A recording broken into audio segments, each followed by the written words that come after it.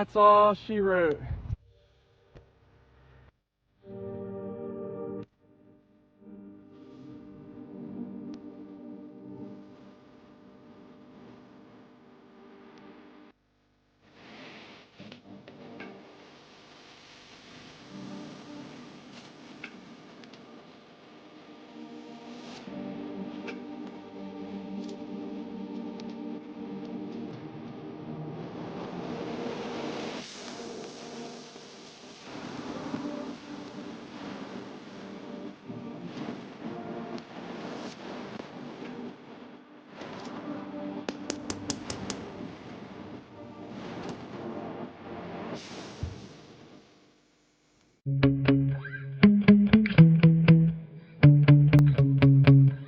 All right, guys, quick introduction today. I already recorded the video. I know what happened, and I'll get into that in a minute. But today I'm running 3 batteries. I have a Superior 3S battery, 3300 mAh. The reason I'm running a lower mAh battery is because my 2 4S batteries are lower mAh as well. So to get a better handle on the performance difference between similar capacity batteries, I wanted to downsize my 3S, just do a shakedown run and see how fast it goes. So this battery would definitely be slower than the SMC that I usually run. It's only half the capacity and it's a little bit lower of a performance battery overall. So I was expecting low 90s with this, and well, you'll see how close I was with my guess.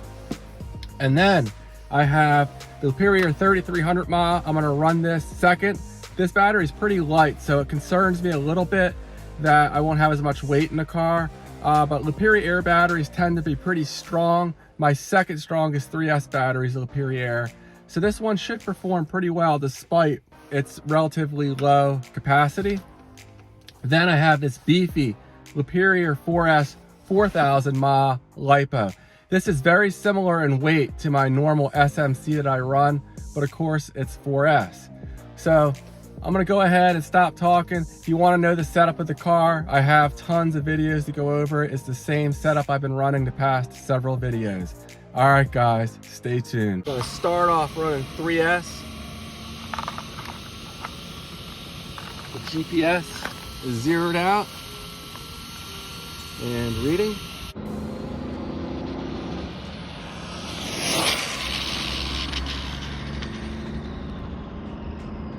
All right, the brakes are much better. I turned them up to, I want to say it's 90%. Let's see, I'm guessing low 90s here with this battery. 90 even. All right, that's a good shakedown run. Now I have the Superior Air 4S 3000 mAh. And the GPS is zeroed out and reading.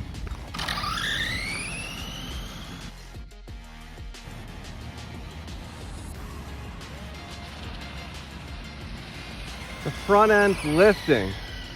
Now this battery's pretty light, so I don't know if that's why it's lifting or it's just too much acceleration, but that's not good.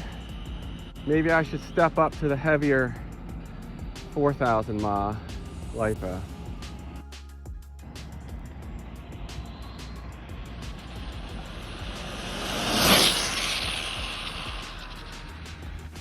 Kind of got the full speed there. I really had to ease into it.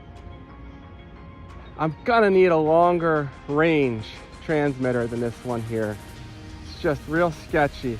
That's why I'm running here on this short road, relatively short road, is because I'm familiar with it and I know the boundaries. And I'm less at risk of going out of range and crashing the car. So, we'll see. All right, what do we do here? Did we break 100 miles an hour? No, not even close, 92.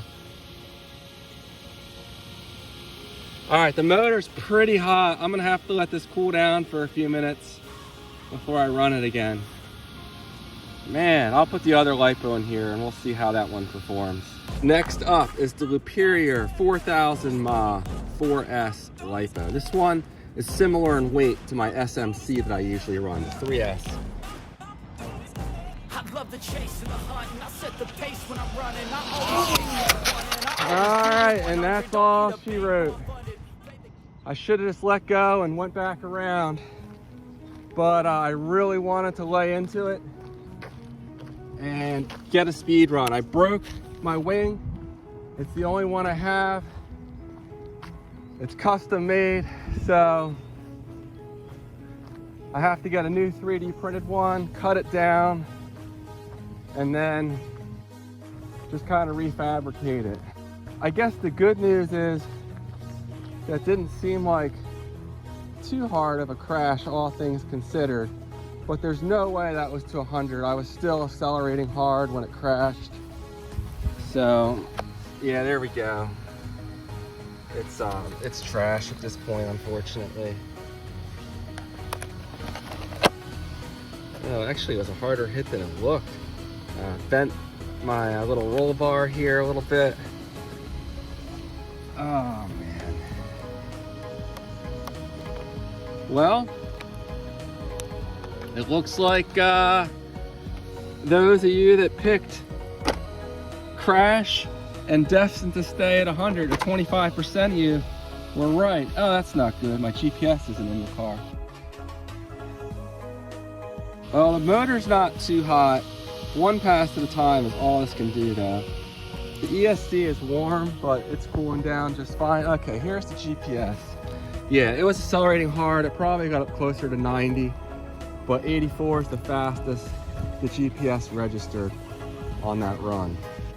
Other than the broken wing and some dirt on the car, it feels fine. But I'm really gonna have to feather the throttle into this thing, and maybe a little more weight on the front next time.